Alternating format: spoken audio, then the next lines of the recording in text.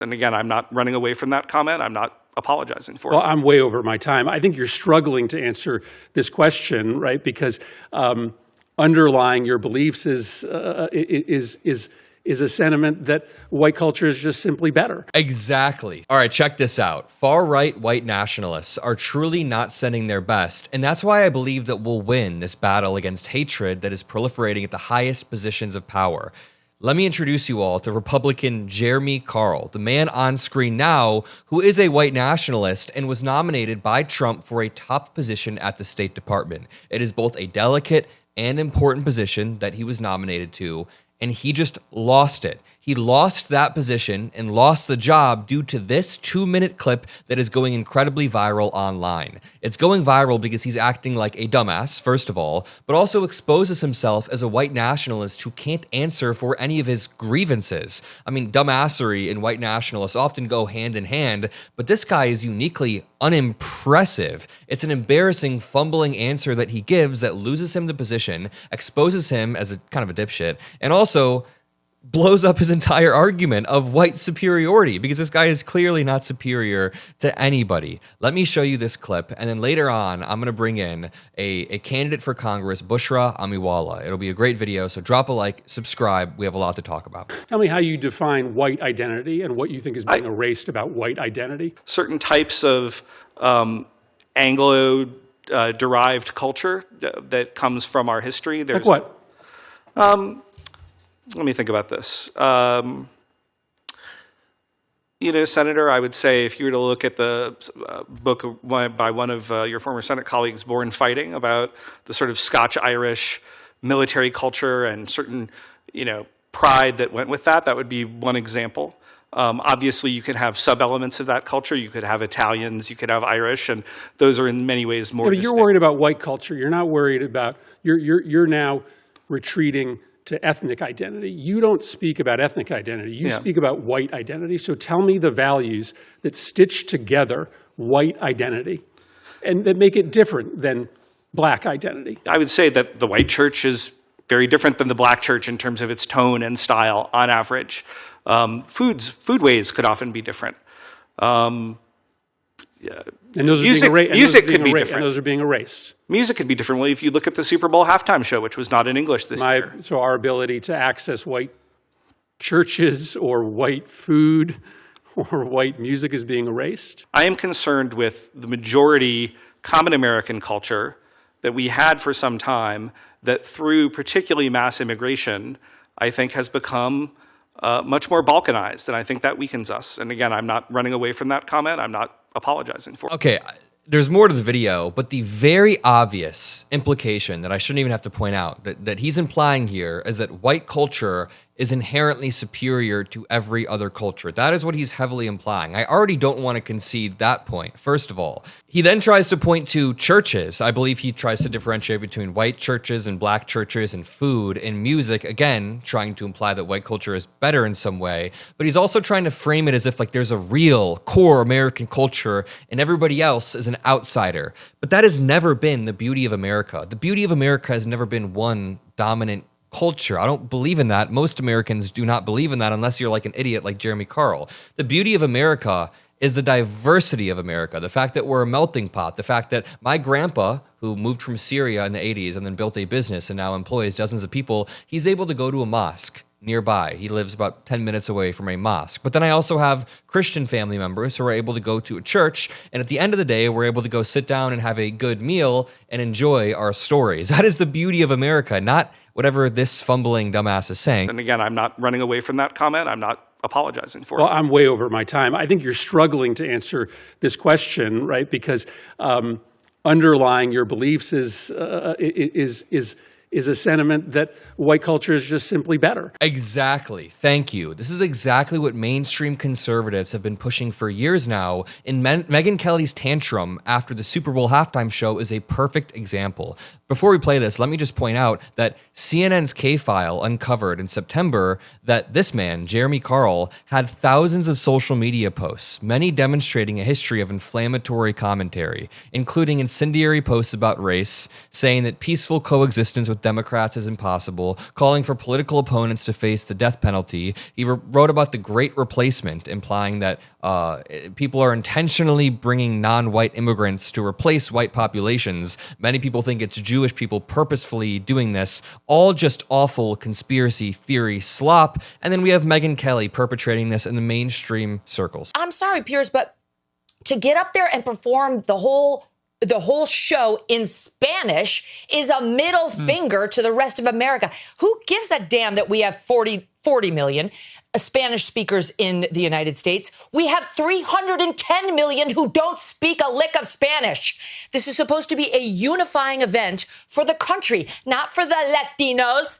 not for one small group, but for the country. We don't need a black national anthem. We don't need a Spanish-speaking, non-English performer, and we don't need an ICE or America hater featured as our primetime entertainment. I genuinely think that this person hates America. Megyn Kelly is the one who hates America in this situation. She hates what America represents, what it stands for, the representation that is provided in America for people who want opportunity. And Megyn Kelly just seems whiny right here. You want to know what Bad Bunny said during the Grammys that they're so mad at? He said, "We are not savages. We are not animals. We are humans. We are Americans." That is unifying. You want to know what Bad Bunny said during the Super Bowl that pissed them off? "God bless America. Love is stronger than hate." For that, they are acting viciously towards Bad Bunny as if he's some anti-American ghoul when he's not. He loves America, and representation is very important. We'll talk more about representation in one moment with someone running for Congress, but let's continue the tantrum. Okay, what is the national language, officially the national language of the United States of America? Question. I mean, English. And there's been a push for many years to make it an official, you don't have one. Documented thing. You don't have one. If you would have let me finish my comment, I would have pointed that out that people have been pushing to make it official. Okay, right, so you're trying to make official. This attitude that you have right here is why you in Great Britain. Okay. She's an absolute whining crybaby. That's why they're going to lose. And that's why I want to bring in the next generation of leadership, someone who's close to my age, Bushra Amiwala. I'm going to let her introduce herself. Check this out. My name is Bushra Amiwala. I'm currently an elected official on the Board of Education in Skokie, where I've been serving for the past 7 years. I just quit my day job at Google, where I was for the past 5 years, and I'm running to represent you in Washington because we deserve a candidate who knows how to manage budgets, problems, and people. And I'm the only candidate with experience in the public, private, and government sector. And I'm ironically one of the youngest candidates in this race as well. I'm running to make sure we have a Medicare for all system where everyone in this country has access to healthcare. We abolish ICE and have a clear path to citizenship and invest in courts to get rid of this backlog that we have. And then finally, to increase federal funding in public education to alleviate the burden off of property taxpayers, renters, and homeowners. My website is bushraforcongress.com. Looking forward to earning your vote. Yeah, so I've been talking a lot on my channel about youth in politics and how that intersects with the culture and politics. And I want to talk a little bit about your experience as a young person rising through the ranks. So an interesting fact is that in Chicago, the average age of voters is 53 years old. But the average age of the population is 41 years old. So young people are systematically undervalued in our politics, election after election. How do you think we should remedy this? And how do you approach this as a young person in politics? Something that I found, especially coming out of the 2024 presidential elections, was that Democrats can't just be the lesser of two evils. We need to give people something to vote for. And I think that's what has been most lost most recently. So for me, while I've been campaigning, I talk about the tangible things that a federal elected official can actually influence and shape in your life. Because as a local elected official, I have also seen that the federal elected officials are the most removed on incremental impact that has on our lives. So it's being able to differentiate the two and then giving people something worth voting for. I agree. We've been talking about this so much on my show that Democrats have been unified by our opposition to Trump, but we need to unify around something that can excite people, not just tearing down Trump every day, which is easy to do. He does so much crazy shit all the time that it's easy to cover, but we need our own forward-looking policies, a reformation of the tax code, a change in the way things operate, because we need to be those change agents. That's what Gen Z is looking for. Over the past year, we've seen Gen Z swing back from sort of Trump sympathetic during the election. He never had the majority, but there was certainly a rise in Trump favorability. Now he's underwater by like 30, 40, 50 points. What do you think it is that has changed everybody's mind so rapidly? You know, I think I look back to the election cycle and campaign cycle for both of our presidential candidates, and we see that Republicans have done a really good job. And of course, the Trump administration is at the forefront of this, capturing people through their emotions, right? They're leaning into ethos, particularly fear. Fear is a really cheap emotion to invoke. It's quick, easy, fast, and bad for you. It's like the junk food of emotions. True. And then you have Democrats leaning into logos, which is logic. And sometimes that logic takes a longer time to compute in the brain when the emotional part is activated. I'm not a neuroscientist, but I've seen the way that both of those talking points can capture people. So I think the people who were engulfed by that fear that the Trump administration invoked have now seen the sand settle and realize what the actual logic behind these policies are. I totally agree. Yeah, Democrats can sometimes over-intellectualize things when they don't need to, and then Republicans do the exact opposite. And that actually leads us perfectly into our next point, the fact that they draw on fear a lot. After the Super Bowl, after the halftime show, and before it, we saw a lot of attacks on Bad Bunny and culture that he represented.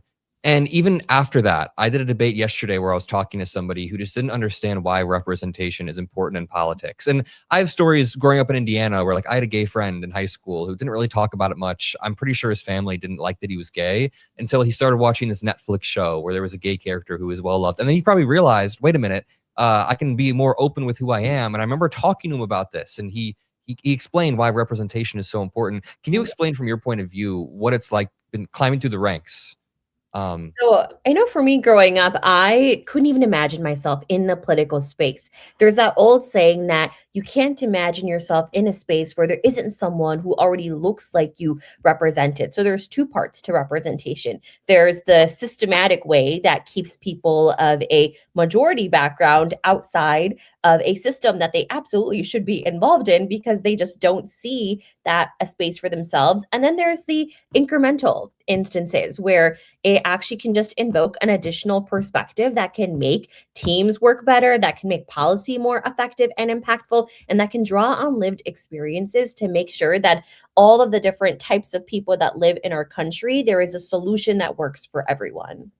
Very well said. And that's the beauty of America, that multiple different cultures can combine into one beautiful country. I was explaining earlier in the video that, my grandpa can go to the mosque on Friday, can pray, and then come home and talk to like my other Christian family members, and we all laugh about the same thing. That's the beauty of America, not this pushing of some single identity or single culture. So that really disgusts me. Check out bushraforcongress.com. It'll be linked below. Thank you so much, and we'll Thank talk you. to you more. Thanks.